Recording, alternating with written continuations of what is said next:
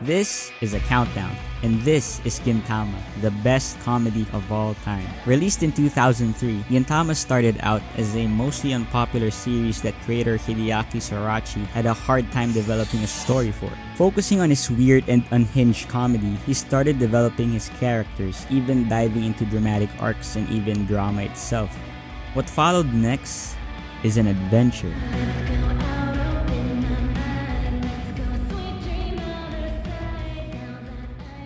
I started watching Gintama in 2022, during Valentine's Day actually. I was thinking how scarce love actually is. I wasn't expecting Gintama to blow my mind or anything, to be such a masterpiece, such a goat of fiction. But what I didn't expect is for it to change the next 3 years of my life. And as I made my way through it, I didn't know how 2022 up until 2025 would change me as a whole. The only way I got through 300 episodes of Gintama is while I was washing the dishes or even folding the clothes. Sometimes I would even wash the dishes a bit longer just so I can squeeze a second episode for that specific chore. If you just told me to watch Gintama, I wouldn't be able to sit through the 50-ish episodes waiting for a thrilling spectacle or at least a heartwarming story. No. But there was a feeling in me when I was watching that I couldn't quite describe the exact way of. What started out as a half-hearted challenge for me to tackle such a behemoth of an anime became a dedicated part of the day to catch Gintoki, Kagura, and Shinpachi in their hijinks, breaking the fourth wall and making funny references that come out of nowhere, with jokes so obscure that I just laughed my butt off watching. I felt a personal, even intimate connection with this anime, because it's not scared to make fun of itself or care less about usual tropes and other things. Watching Gintoki be a douche, a lazy bastard, or a gambling addict, and yet continue to fight for the people he protects with such heart is what gives him soul. He is not some kind of golden, flashy, or an extravagant protagonist pleading to reveal itself with narcissism, but a silver soul, quiet in nature and hidden in the layers of flaws and humanity that makes Gintama a human experience. From simple 1 to 2 episode arcs about a turtle spirit, a secret illegitimate child, and one of the most depressing and emotional filler episodes in anime history, to serious, action-packed, and well-written arcs that change you as a person, Gintama executes what it knows best: being weird. Any other anime cannot be any weirder than Gintama, let alone as funny as Gintama, without making me feel all ranges of emotion, a roller coaster of comedy and fun and even sadness at times. In conveying all these things, the Sunrise staff and Audio High's company had to deliver with visuals and music respectively, and holy crap, they almost always do. Every opening is a memorable jam, the animation quality improves over time, and the voice acting sounds like the characters were made for them. Great thing for Gintoki. It's a great thing that Gintama is mainly a comedy anime. That way, they could save a bit more budget for the action scenes, is what I would say. But instead, Gintama even adds anime-unique scenes, breaking the fourth wall, and they even show actual pictures of real-life places, some goated toilet humor.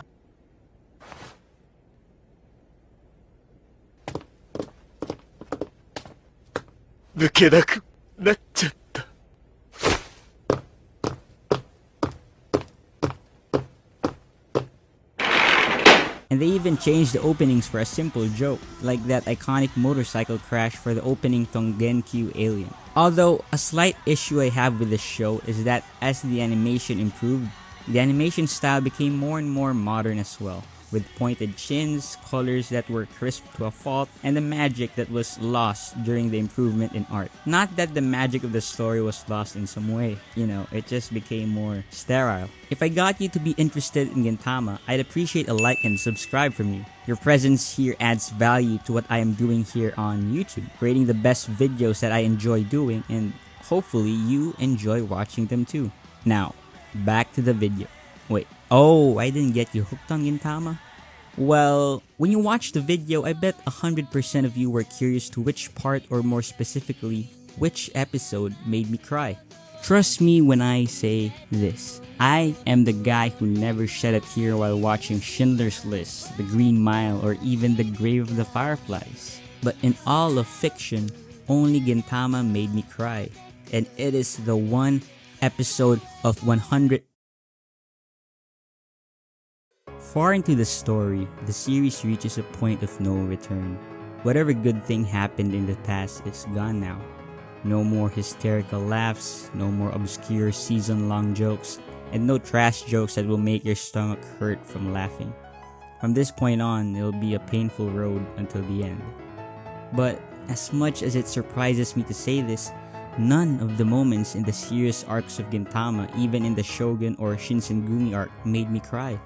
Instead, it is in a little-known episode that may seem mundane and ordinary for some. Heck, it's not even in any arc at all. In episode 189, lengthily titled, "It's better to take care of this year's business within the year, but once the year is about to end, you figure that you might as well put it off till next year for a fresh start." I know it's a mouthful, right? I even had to swallow my saliva for this part. So that episode contains this one scene of Kagura I will never forget. If you know what scene I'm referring to, then you definitely know why I sobbed. To give context, I will tell you the story.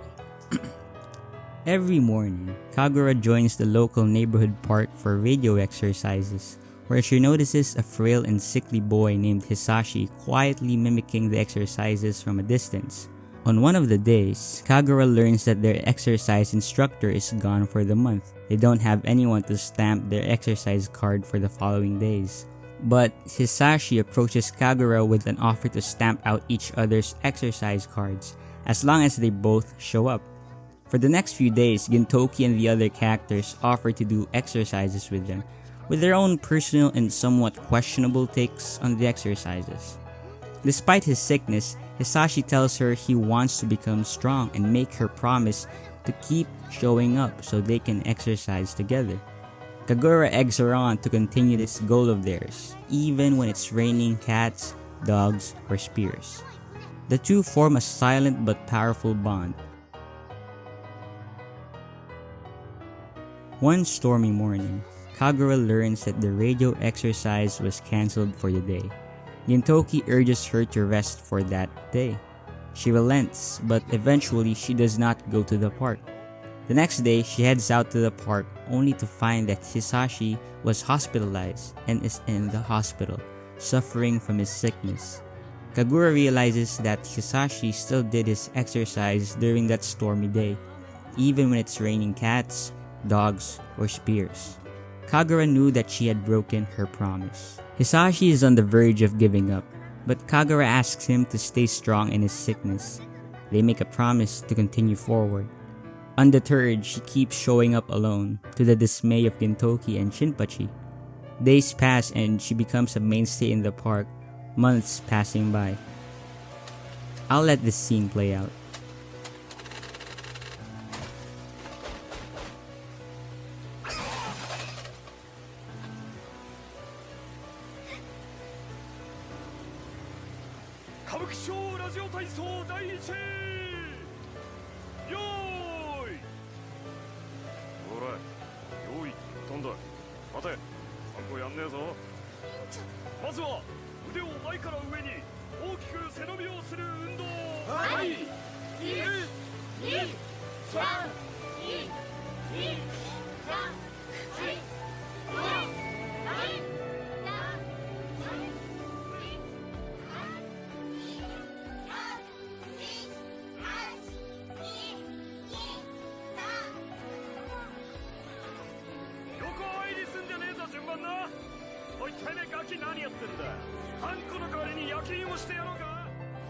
As she turns around, Hisashi is there.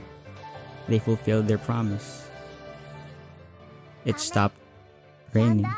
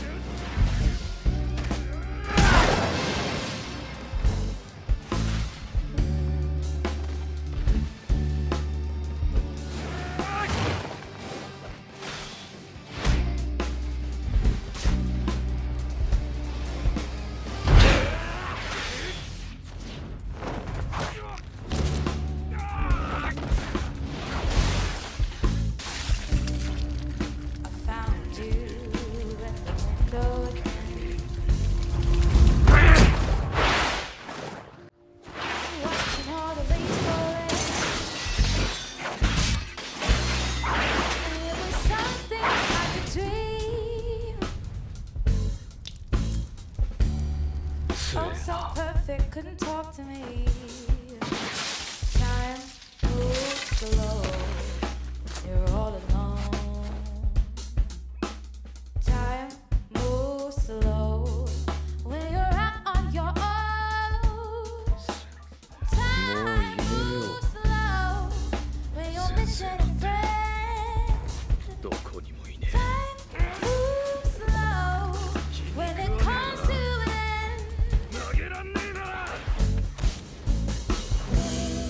Running away is easy. It's to live in this hard. Running away is easy. Running away is easy.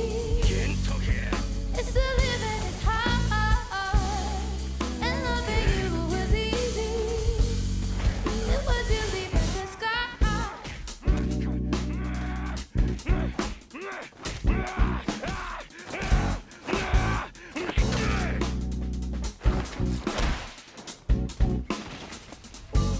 Gintoki もし俺が落ちんだら先生のことを頼む。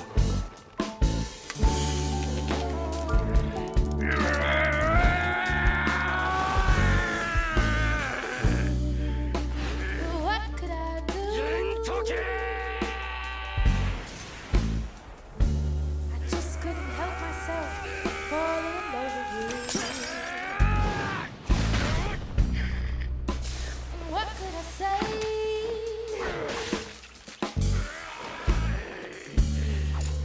If I had another chance to make you stay. 'Cause when you ran away, move slow, you're all alone. Time.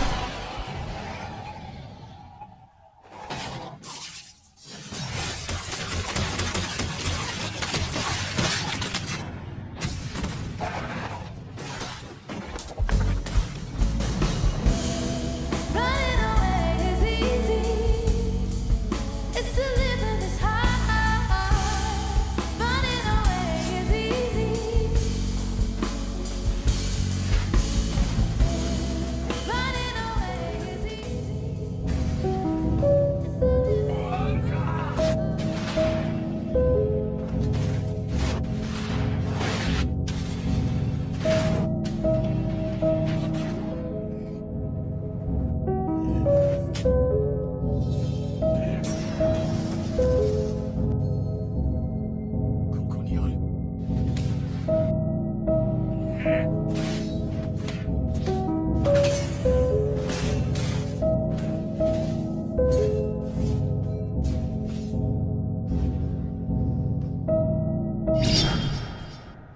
Time moves slow when you're lost in a dream. Yeah. Time moves slow.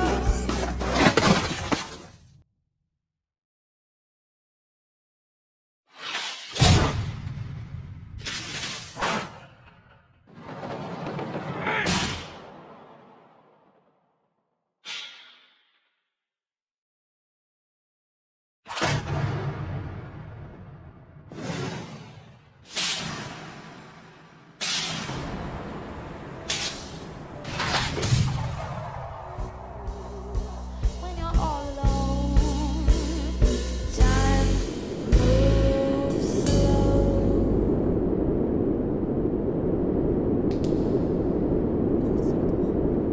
ロス屋やってんだ。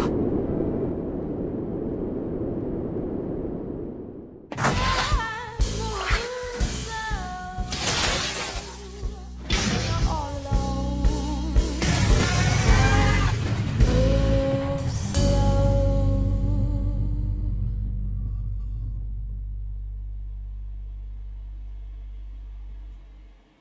That was it.